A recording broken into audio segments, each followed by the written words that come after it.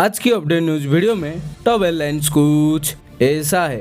Indian navy की vice chief ने ये एश्योरेंस दी कि वो अपग्रेडेड तापस यूएवीज खरीदेंगे। बांग्लादेश ने कहा कि उनका फ्रेंड से राफेल फाइटर जेट लेने की कोई प्लान नहीं है। दिल्ली बना वर्ल्ड की सबसे पोल्यूटेड सिटी दिवाली के बाद। बीएल का फोकस इंडियन आर्म फोर्सेस से बड़े राडार ऑर्डर लेने पर है। Vice admiral Krishna Swaminathan vice chief of the Indian navy ने बताया कि तापस ड्रोन अभी नेवी की रिक्वायरमेंट को पूरा नहीं करते, इसीलिए नेवी MQ-9B सी गार्डियन ड्रोन पर फोकस कर रही है, जो एडवांस कैपेबिलिटीज के साथ आते हैं। लेकिन वो तापस की पोटेंशियल के बारे में ऑप्टिमिस्टिक है और उम्मीद है कि अगले वर्जन में ये ड्रोन भी MQ-9B जैसा परफॉर्म करेंगे। तापस यूएवी जो DRDO द्वारा बनाया गया है, इंडिया का प्राइमरी लॉन्ग एंडुरेंस सर्विलेंस ड्रोन है, लेकिन इसे नेवी की स्टैंडर्ड पर लाने के लिए और भी रिफाइनमेंट की जरूरत है। DRDO तापस में कुछ इंप्रूवमेंट कर रहा है, जिसे पावरफुल 220 हॉर्स पावर इंजन जो बेटर क्रूजिंग ऑल्टीट्यूड अचीव करने में मदद करेगा और वेट और एरोडायनेमिक ड्रैग इशू को भी रिड्यूस किया जा रहा है, जिसे एंडुरेंस बढ़ सके। ये अपग्रेड्स तापस को MQ-9B जैसा इंटरनेशनल प्लेटफॉर्म के साथ कॉम्पिटिटिव बनाने का एम रखता है। नेवी की ऑपरेशनल नीड में प्रेसिस्टेंट सर्विलेंस, मैरीटाइम पेट्रोल और रिकंसलेंस आते हैं, जो लार्ज ओशियन एरिया को कवर करने के लिए हाई एंडुरेंस और एडवांस सेंसर की डिमांड करते हैं। MQ-9B जो प्रेडिटर B का वेरिएंट है, इन रोल में एक्सेल करता है और एक्सटेंड रेंज, एडवांस सेंसर और मैरीटाइम एनवायरनमेंट को हैंडल कर सकता है। इस वजह से ये नेवी की स्ट्रेटेजिक नीड के लिए सुइटेबल है। तापस अपग्रेड के बाद इंडियन नेवी और आर्मी 10-10 तापस यूनिट को प्रोक्योर करने का प्लान कर रहे हैं, जिसे ये ड्रोन सर्विलेंस और टैक्टिकल ऑपरेशन में यूज हो सके। फ्यूचर तापस वर्जन में higher payload capacity, mission customization के लिए मॉड्यूलर डिजाइन और इम्प्रूव एंडुरेंस एक्सपेक्ट किया जा रहा है, जो इंडियन आर्म फोर्सेस के ऑपरेशनल रिक्वायरमेंट को और बेहतर से मैच करेगा।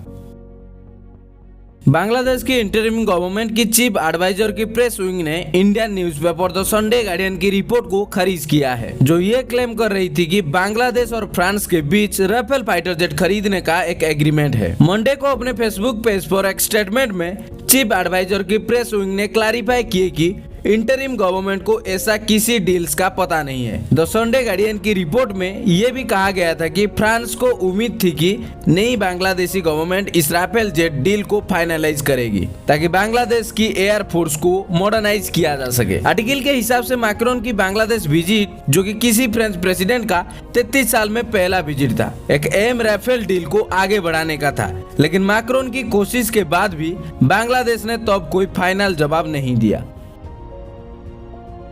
दिल्ली फिर से दुनिया की सबसे पोल्यूटेड सिटी बन गया है। ये दिवाली के बाद हुआ और अब एयर क्वालिटी बहुत खराब है। गवर्नमेंट की फायर क्रैकर्स बैन के बावजूद कई लोगों ने फायरवर्क्स यूज किए और उससे पोल्यूशन और ज्यादा बढ़ गया। आनंद विहार में AQI 388 तक पहुंच गया, जो वेरी पोर है और हेल्थ के लिए डेंजरियस है। दूसरे एरिया जैसे कि द्वारका और जहांगीरपुरी में भी AQI 350 से ऊपर था, जो हेल्थ के लिए बहुत रिस्क क्रिएट कर रहा है। और पोल्यूशन सिर्फ फायरवर्क से ही नहीं, नियर बाय स्टेट जैसे पंजाब और हरियाणा में स्टबल बर्निंग भी बहुत बड़ा फैक्टर है।